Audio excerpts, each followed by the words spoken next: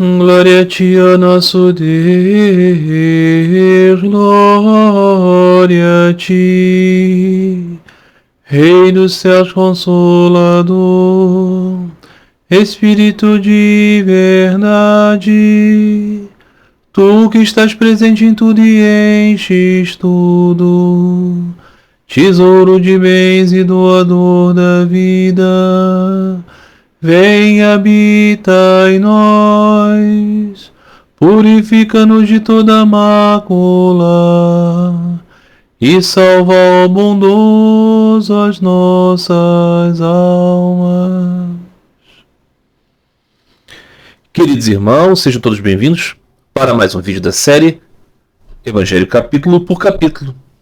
Nessa série eu leio em cada episódio um capítulo dos evangelhos em sequência. Estamos aqui no mais antigo dos evangelhos canônicos, o Evangelho de Marcos. Hoje teremos o seu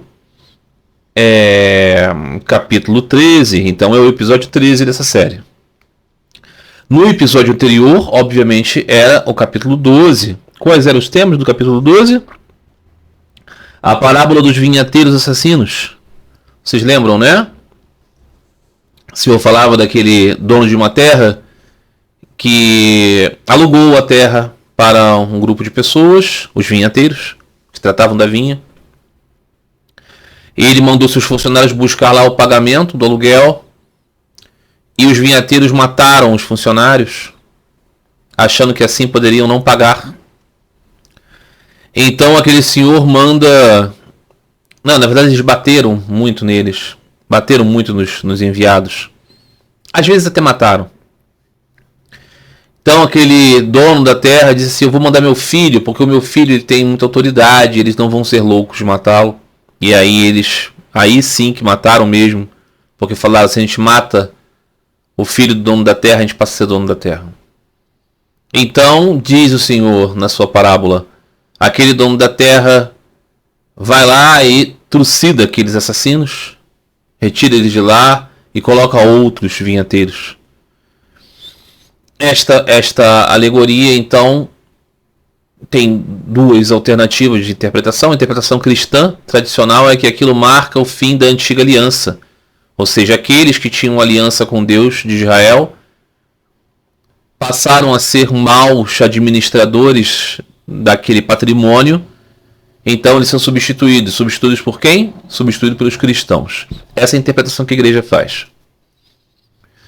Outra interpretação possível, e isso no decorrer do mesmo evangelho a gente percebe que existem judeus que são ao mesmo tempo fariseus e pessoas espiritualmente elevadas, é de que o Senhor Jesus estava falando daqueles que no meio dos judeus eram maus e esses deveriam ser substituídos pelos bons. Esta alternativa, ela é mais conciliada com uma ideia de que Jesus estivesse pregando uma renovação espiritual da própria religião judaica e não exatamente a criação de uma nova religião. São interpretações diferentes. A primeira interpretação exclui o judaísmo como alternativa de via espiritual. A segunda interpretação diz que mesmo através do judaísmo você pode alcançar, sim, a união com Deus, mas não necessariamente apenas ali. Porque no próprio Evangelho o Senhor Jesus faz menção a muitos daqueles que são espiritualmente elevados e que não são judeus. Evidentemente que ele está falando para os judeus, mas ele fala exemplos dos samaritanos, né? O exemplo do centurião romano, o exemplo da mulher sírio-fenícia, não é verdade? Então, é esses caminhos aí. O tributo de César, perguntam a Jesus o que ele recomenda em relação ao imposto dado aos romanos. Aquilo era uma questão assim colocada como uma casca de banana. E Jesus diz: você tem obrigações com o mundo, você tem obrigações com Deus, né? Separando as coisas, o que causa, né, bastante constrangimento para muitos religiosos que querem ver que é uma coisa só, e para aqueles que queriam colocar Jesus numa situação difícil também. Falava da ressurreição dos mortos. Pergunta era, né? Se uma mulher casou com 7 homens porque ela foi enviuvando e foi casando, ela será esposa de quem no mundo futuro? Uma pergunta pertinente, dentro de um certo paradigma. E Jesus respondeu a eles: não, essa mulher não será esposa de nenhum, porque nessa outra realidade, na realidade espiritual, não há isso de esposo e esposa. Então, muito esclarecedor, né? Qual é o maior do mandamento? O Senhor Jesus diz: o maior do mandamento é amar a Deus. Depois, amar o teu próximo como a ti mesmo. Depois, você entende? Depois que você conhece Deus, você pode até ser altruísta, antes não. Importante. E, por fim, tivemos a passagem em que uma mulher pobrezinha, mal tinha para ela, tinha o pouco que tinha, ela deu de esmola. Jesus diz: o que ela deu individualmente é pouquinho, mas é muito espiritualmente, porque ela deu tudo que ela tinha. Enquanto o outro, que pode ter até dado 40 milhões de dólares, mas esses 40 milhões de dólares para ele equivale a muito pouco da sua fortuna. Então ele apenas quis aparecer. Isso dá a medida da nossa proporção, né? Deus não é enganado pelas nossas espécies. O que é 40 milhões de dólares para Deus? Isso me lembra uma passagem do Sri Sri Ramakrishna Kathanarita, ou do Evangelho de Sri Ramakrishna, vocês também vão encontrar lá, que no templo dedicado a Radha Krishna existia uma imagem, um murti de Vishnu, e cheio de joias. E um ladrão chegou lá e roubou as joias da imagem. Então o Mathur Babu, o administrador, né, o dono, né, do templo, chegou e brigou com o senhor e disse assim: ó, senhor, mas caramba, o que adianta, hein? As pessoas vêm aqui e roubam a sua joia, você não faz nada. E Sri Ramakrishna olhou para ele e disse assim: o que são essas joias para aquele que tem Lakshmi, a deusa da fortuna, aos seus pés? Ou seja, tem a própria Shakti, que gera todo o universo. As suas joias são para você importantes, para o Senhor elas são nada. É a mesma coisa, não é? Para ele, joia ou não joia, se é da sua própria mente, do seu próprio poder, da sua própria Shakti que tudo surge. Então, é sempre um problema quando a gente tenta limitar o Senhor às nossas misérias, não é? Ele está além de todas as misérias, ainda que seja dotado de todas as gunas maravilhosas. Hoje, então, estamos aqui para ler o capítulo 13 do Evangelho de Marcos. E qual será o tema? Jesus antevê a destruição de Jerusalém, os falsos messias. Como sempre, muito importante, vamos ler e comentar este Evangelho, sempre pedindo ao bendito Senhor que abra o nosso coração e a nossa mente para um melhor entendimento. Como eu sempre digo, eu faço a leitura aqui desta versão, a tradução da Companhia das Letras, Novo Testamento e 4 Evangelhos, tradução de Frederico Lourenço. Ele que fez uma obra de tradução da Septuaginta, né? Septuaginta, sobretudo, é a Torá em grego. Os evangelhos são sempre, né, a versão do Novo Testamento, são sempre tudo em grego mesmo. Mas nós temos essa característica, uma palavrinha ou outra que você for diferenciar aqui da sua Bíblia que você estiver, né, do Evangelho que você estiver, é pouca coisa. Muito bem. E estando ele a sair do templo, ele estava no templo e falou a questão do óbolo da viúva, ok? A viúva colocou a moedinha e ele estava dizendo: olha, o que ela ofereceu é mais significativo do que os ricos ofereceram. E estando ele a sair do templo, diz-lhe um dos discípulos: mestre, vê que pedras e que construções. E Jesus diz-lhe: vê estas grandiosas construções? Não deve ser aqui deixada pedra sobre pedra que não seja desmoronada. E estando sentado no Monte das Oliveiras, em frente ao templo, perguntaram-lhe em privado Pedro, Tiago, João e André: diz-nos quando acontecerão essas coisas e qual será o sinal quando tudo estiver próximo da completude. Jesus começou a dizer-lhes: olhai que ninguém vos desencaminhe. Muitos virão em meu nome dizendo: sou eu. Desencaminharão muitas pessoas. Quando ouvistes falar de guerras e de rumores de guerra, não fiqueis perturbados. É forçoso que aconteça, mas ainda não é o fim. Levantar-se-ão povo contra povo e reino contra reino. Haverá terremotos em vários lugares, haverá fomes. Essas coisas serão o princípio das dores.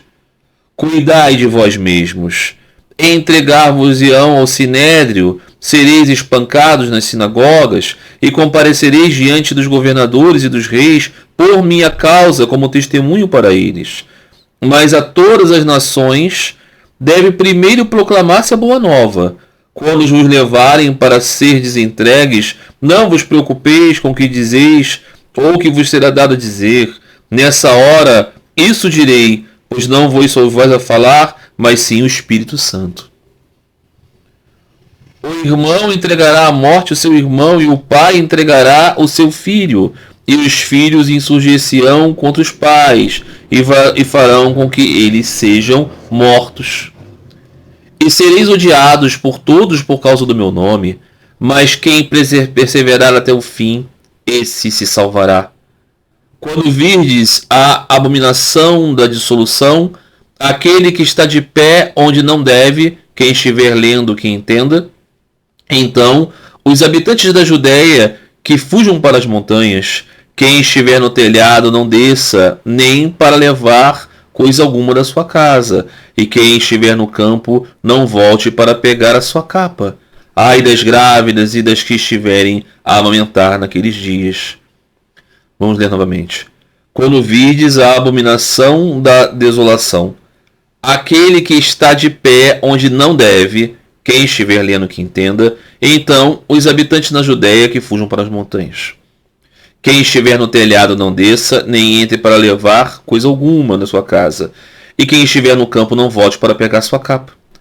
Ai das grávidas e das que estiverem aumentando naquele dia.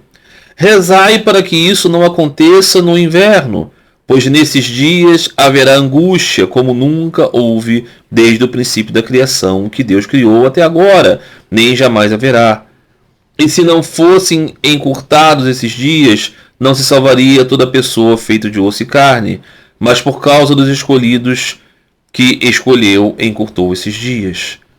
Então, se alguém vos disser, eis aqui o Cristo, ou eis-o ali, não acrediteis, pois serão levantados falsos cristos e falsos profetas, que darão sinais, prodígios, com o intuito de enganar, se possível também os escolhidos. Portanto, ficai atentos, tudo o que eu vos predisse. Mas nesses dias, depois daquela aflição, sol será escurecido, a lua não dará a sua luz, os astros cairão no céu, e os poderes que estão nos céus serão abalados. Neste momento, virão o Filho da Humanidade, vindo das nuvens com muito poder e glória. E então enviará os seus anjos e reunirá os seus escolhidos a partir dos 4 ventos, desde um extremo da terra ao extremo do céu. Da figueira aprendei a parábola. Quando o ramo dela já se tornou tenro e começaram a despontar as folhas, ficais a saber que o verão está próximo. Assim também vós, quando virdes acontecer essas coisas, sabeis que ele está próximo às portas. Amém vos digo que não passará esta geração sem que todas essas coisas aconteçam. O céu e a terra passarão, mas as minhas palavras não passarão. Sobre esse dia ou sobre esta hora, ninguém sabe nada, nem os anjos do céu, nem o Filho, só o Pai. Olhai e vigiai, pois não sabeis quando chegará o momento. É como um homem que vai para fora e, ao deixar a sua casa, deu autoridade a seus escravos, cada um com a sua tarefa, e deu ordens ao porteiro para que vigiasse. Pois isso, vigiai, pois não sabeis quando virá o dono da casa, se à tarde ou se à meia-noite, ou se ao cantar o galo, ou de madrugada. Não chegue ele de repente e vos encontre dormindo. O que vos digo, digo a todos: vigiai. Este foi o capítulo 13. Muito breve, de um tema só, é basicamente o Senhor Jesus falando a respeito da questão: quando se dará a destruição do templo de Jerusalém? Vamos ouvir aqui a pergunta dos discípulos, para que não fique dúvida do que o Senhor Jesus está tratando. Estando ele a sair do templo, o Senhor Jesus está saindo do templo, diz-lhe um dos discípulos: Mestre, vê que pedras e construções. Do que o discípulo está falando, meus queridos irmãos? Do templo de Jerusalém, do templo de Salomão. E Jesus disse: Vê estas grandiosas construções? Não deve ser aqui deixada pedra sobre pedra, que não seja desmoronada. Como sabemos hoje, o que era o templo de Jerusalém é apenas o muro das lamentações. Naquele mesmo lugar onde existe o templo de Jerusalém, depois foram edificadas outras coisas, dentre as quais está ali um templo muçulmano. Não é? O Domo da Rocha. Então Jesus está falando aqui do templo de Jerusalém que será destruído. Veja que Jesus não tinha desdém pelo templo de Jerusalém, ok? Muito pelo contrário, Jesus considerava o templo de Jerusalém muito importante, pois falava dele: aqui é a casa do meu pai. Tal era a sua indignação perante o que ele considerava ser atitudes contrárias à santidade do templo, como, por exemplo, a venda, o comércio, melhor dizendo, de objetos, de coisas e de animais para os sacrifícios. Não era exatamente pelos sacrifícios que ele estava dizendo que era abominável, mas sim porque aquilo estava se mercantilizando muito. Então, o que era uma casa de oração passou a se tornar uma casa de barganhas, e de negócios, e de mundanismo. Então Jesus tinha um grande respeito pelo templo de Jerusalém e ia lá para justamente ressaltar isso. Mas ele não deixa de considerar que ainda assim é uma edificação do mundo. E diz: será destruído. É preciso entender o impacto que isso tem sobre aqueles homens e mulheres daqueles seus dias e aos seus discípulos, porque o templo de Jerusalém era o coração daquela religião, a casa de Deus. Então, a destruição do templo de Jerusalém deveria significar uma mudança de paradigma, uma ruptura, uma coisa absolutamente extraordinária. A gente não pode, às vezes, tem dificuldade de considerar o quanto isso é importante naquele contexto, e por isso a tendência de ver que essas palavras de Jesus tratam do fim do mundo. Mas não é exatamente do fim do mundo. Vamos continuar aqui lendo. Estando sentado no Monte das Oliveiras, em frente ao templo, perguntaram-lhe em privado Pedro, Tiago, João e André: diz-nos quando acontecerão essas coisas. Que coisas? A destruição do templo de Jerusalém, não deixando pedra sobre pedra. E qual será o sinal quando tudo estiver próximo da completude? Tudo o que? A destruição do templo de Jerusalém. Jesus começou a dizer-lhes: olhai que ninguém vos descaminhe. Ou seja, preste atenção para que ninguém confunda vocês. Muitos virão em meu nome dizendo: sou eu, e desencaminharão muitas pessoas. Muitas pessoas naqueles dias deles vão dizer a eles que são o próprio Senhor ou que o representam e tentarão levar ele para outro lugar. Muitos virão em meu nome dizendo: sou eu.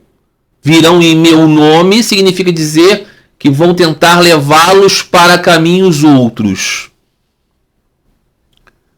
E desencaminharão muitas pessoas. Quando ouvides falar de guerras e de rumores de guerra, não fiqueis perturbados. É forçoso que aconteça, mas ainda não é o fim. Porque, efetivamente, guerras a todo momento acontecem. Levantar-se-ão povo contra povo, reino com reino, e haverá terremotos em vários lugares, haverá fomes, essas coisas serão o princípio das dores. Ou seja, acontecerão eventos assim, que efetivamente sempre acontecem. Cuidai de vós mesmos. Ou seja, que cada um preocupe-se com a sua própria segurança. Aí o que ele está falando aqui? Ele está falando aqui dos discípulos de Jesus. Ele está falando aqui do martírio deles. Vão entregá-los ao Sinédrio, tribunal dos judeus. sereis espancados nas sinagogas e comparecereis diante dos governadores e dos reis por minha causa como testemunho para eles. Quem são esses? Os discípulos de Jesus. Mas a todas as nações deve primeiro proclamar-se a boa nova. Que nações são essas? Os povos judeus que estavam ali na Palestina e fora dela, porque a missão deles continuava a ser levar para esses. Vocês lembram, né? Jesus ordenou 72 discípulos para fazer isso, para levar aqueles. Muito bem. Ou seja, a despeito de que eles estariam recebendo pancadas nas sinagogas, sendo levados a tribunais, ser levados às autoridades, inclusive romanas, as autoridades do rei Herodes, eles deveriam permanecer atentos à primeira missão deles, pregar a boa nova a todas as nações. Que nações são essas? Os povos judeus que estavam na diáspora. Vocês vão lembrar que no discurso de Pedro, pessoas de várias nacionalidades ouviram, embora ele estivesse falando em aramaico, eles estavam ouvindo cada um em sua língua, porque eram judeus que foram à festa do Pentecostes e eram de outras nações. Vocês percebem como aqui é tudo ainda aqui, circunscrito na missão dos discípulos de Jesus naquele tempo. E vocês percebem que aqui estamos falando da destruição do Templo de Jerusalém. Muito bem. Quando vos levarem para seres entregues, não vos preocupeis com o que dizeis ou com o que vos for dado dizer. Nessa hora, isso dizei, pois não sois vós a falar, mas sim o Espírito Santo. Aqui uma declaração sobre o Espírito Santo. O Espírito Santo vai inspirar os discípulos de Jesus a responder de modo digno, de modo legítimo, de modo autêntico diante dos seus escarnecedores e algozes. O irmão entregará à morte o seu irmão e o pai entregará o seu filho.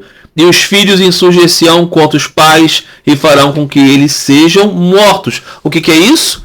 Isso é o grande perrengue que vai acontecer no meio daquela comunidade, porque muitos vão se contrapor dentro daquela própria adesão ao Senhor Jesus entre os judeus. E sereis odiados por todos por causa do meu nome. Por todos. Por judeus e por romanos. Eles são judeus, ok? Mas quem perseverar até o fim, esse se salvará. Quem se perseverar até o fim daquelas perseguições, vai se salvar. Quando virdes a abominação da desolação, a destruição do templo de Jerusalém, aquele que está de pé onde não deve, quem estiver lendo que entenda, ou seja, aquele que estiver num lugar, né, numa circunstância complicada,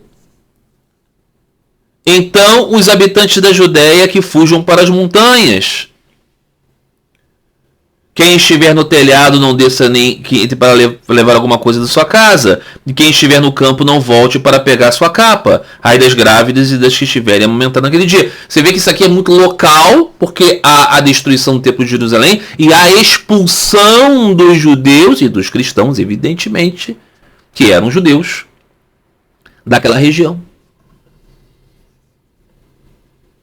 Então aqui é sobre uma circunstância que vai marcar os elementos da destruição do Templo de Jerusalém. É um evento extremamente dramático para a tribo na qual o Senhor Jesus veio mandar sua mensagem. Rezai para que isso não aconteça no inverno, pois nesses dias haverá angústia como nunca houve desde o princípio da criação de Deus. Criou até agora, nem jamais haverá. Tal a destruição, tal o perrengue. Ok?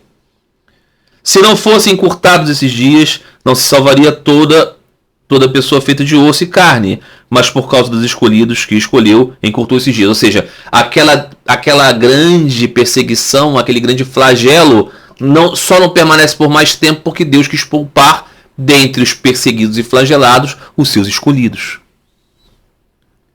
Então, se alguém vos disser, eis aqui o Cristo, ou eis ou ali, não acrediteis, pois serão levantados falsos cristos e falsos profetas, que darão sinais prodigiosos, com o intuito de enganar, se possível, também os escolhidos. Portanto, ficai atentos, tudo que eu vos predisse. Ou seja, naquele grande perrengue, naquela grande dificuldade da destruição do Templo de Jerusalém e da grande perseguição a todos, haverá a tentação de perceber que aqueles são os momentos finais da existência e que o Senhor está voltando, mas não se dará isso, porque o Templo de Jerusalém será destruído e o Senhor não voltará. Nesse momento verão o Filho da Humanidade vindo nas nuvens com muito poder, e então enviará os seus anjos e reunirá seus escolhidos a partir dos 4 ventos, desde o extremo da terra até o extremo do céu. Da figueira aprendei a parábola. Quando o ramo dela já se tornou tenro e começaram a despontar as folhas, ficais a saber que o verão está próximo. Assim também vós, quando virdes acontecer essas coisas, sabeis que ele está próximo às portas. Amém vos digo que não passará essa geração sem que todas essas coisas aconteçam. O céu e a terra passarão, mas as minhas palavras não passarão. Aí alguém vai dizer assim, então aqui está sendo dizendo que quando houve a destruição do Templo de Jerusalém, se é disso que se trata, o Senhor Jesus voltaria e ninguém daquela geração passaria sem vê-lo ele voltar. Mas ele não voltou, então o que aconteceu? Voltou? Claro que voltou para cada um daqueles que permaneceram fiéis até o último momento. Eles viram o seu Salvador. Ou quando muitos dos devotos de Sri Ramakrishna, seus discípulos diretos, estiveram nos últimos momentos da morte, eles não estavam falando, ó Thakur, você veio, você não se esqueceu de mim. O Senhor veio para eles. E era tudo que eles queriam. O Senhor disse para eles, eu vou levar vocês para a casa do meu pai, onde lá há muitas moradas. Ele estava falando com quem? Com toda a humanidade? Não. Estava falando com os seus discípulos, os seus escolhidos, os seus associados diretos. Entenda isso. Ele foi perguntado sobre a destruição do Templo de Jerusalém e disse, vai acontecer, vai ser terrível, vai ser um grande perrengue. Quem não se desesperar a ponto de me abandonar, eu vos buscarei. Muito bem. Sobre esse dia ou sobre essa hora, ninguém sabe nada. Nem os anjos do céu, nem os filhos, só o Pai. Ele não determinou data aqui, ok? Olhai e vigiai, pois não sabeis quando chegará o momento. É como um homem que vai para fora e ao deixar sua casa, deu autoridade a seus escravos, cada um com sua tarefa, e deu ordens ao porteiro para que vigiasse. Pois isso vigiai, pois não sabeis quando virá o dono da casa, e se à tarde, ou se à meia-noite, ou se ao cantar do galo, ou se de madrugada. Não chegue a ele de repente e vos encontre dormindo. Os que vos digo a todos, vigiai. Então, esta passagem, de modo geral, é entendida como o grande final dos tempos. Mas é só se você não ler o início desta leitura que você não compreenderá que Jesus está falando da destruição do Templo de Jerusalém. E se for dado a você esquecer que o Templo de Jerusalém não era só um templo, ele era o templo. Até hoje os judeus não têm outro templo. Eles estão nas sinagogas. O Templo de Jerusalém é único. Ele é a casa de Deus. E é nesta perspectiva que Jesus está falando que o templo, a grande abominação, será a destruição do Templo de Jerusalém. E ele será visto em toda a sua glória, com os seus anjos, em todos os cantos, por todos aqueles que foram perseguidos pelo seu nome, naquele momento histórico. Porque são os seus. Como o Senhor Jesus será visto em toda a sua glória com os seus anjos? Através do olhar espiritual. Através do Samadhi. Então é disso que se trata. Então, aqueles que dizem assim, não se cumpriu a previsão. Se cumpriu. Se cumpriu dentro desse paradigma. Não é? Então, a todo momento, naqueles dias, com toda certeza, alguém estava apontando um caminho que seria solução espiritual. o livro da Revelação, Apocalipse, trata justamente desses perrengues. Dos perrengues desta grande perseguição. E a visão espiritual é espiritual. Não é verdade? Uma reflexão que eu acho importante, não é?